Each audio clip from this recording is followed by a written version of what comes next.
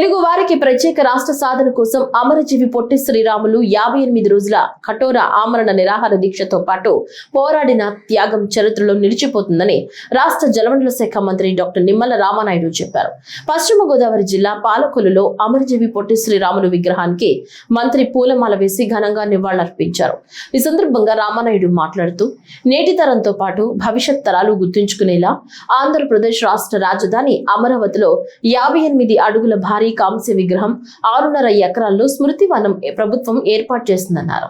అమరజీవి పొట్టి శ్రీరాములు మనందరికీ కూడా ఆదర్శనీయం, స్ఫూర్తిదాయకం.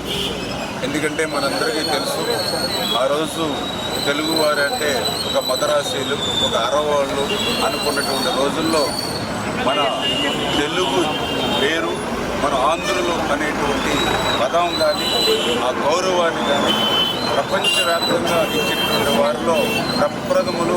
మన అమరజీవి పొట్టి శ్రీరాములు గారి విషయం మనందరికీ తెలుసు.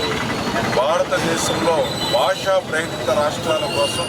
మొదటిసారిగా 58 రోజులు తన ప్రాణాన్ని సైతం త్యాగం చేసి ఆ యొక్క ఆంధ్రప్రదేశ్ రాష్ట్రం కోసం, తెలుగు వారి కోసం మరి అటువంటి త్యాగశీలైనటువంటి పొట్టి శ్రీరాములు గారు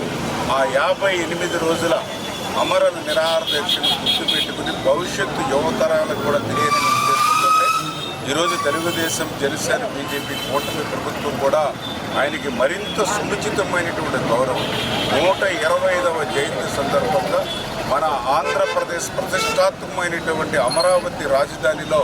6.5 ఎకరాలు అమరజీవి పొట్టి శ్రీరాములు గారి కోసం కేటాయించడమే కాకుండా ఈరోజు ఆయన 58 రోజుల దీక్షకు ప్రతీకగా 58 అడుగుల కాంస్య విగ్రహాన్ని ఈవేళ అమరజీవి పొట్టి శ్రీరాములు గారి విగ్రహాన్ని ఆవిష్కరించుకోవడం ఈవేళ మనకు, యువతకు ఎంతో స్ఫూర్తిదాయకం అని చెప్పి మీ ద్వారా అందరికీ